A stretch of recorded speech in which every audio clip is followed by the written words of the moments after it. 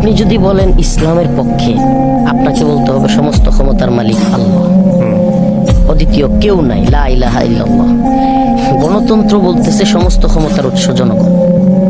প্রথমেই দুইটার মধ্যে পার্থক্য হইল কিনা? গণতন্ত্র বলতেছে জনগণ চাইলে যে কোনো আইন প্রণয়ন করতে পারে, কিন্তু কোরআন বলতেছে ওমাল্লা মেহকুম বিমা আনজালাল্লাহ ফাউলাইকা হুমুল কাফিরুন।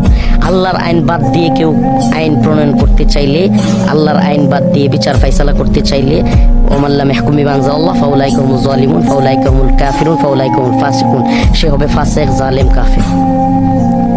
তো আপনার গণতন্ত্র বলতেছে সমস্ত ক্ষমতার মালিক জনগণ, জনগণ রায় দিলে যে কোনো আইন প্রণয়ন করতে পারবে।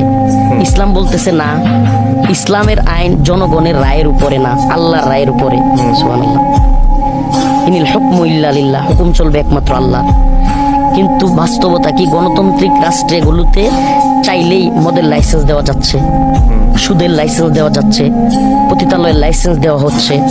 এটা শুধু আমি কোনো এক সরকার, আওয়ামী লীগ সরকারকে বলবো না, বিএনপির সময়ও ছিল, সকল সরকারের সময় ছিল। বিএনপির সাথে যখন জামাত মিলে সরকার ছিল তখনও ছিল।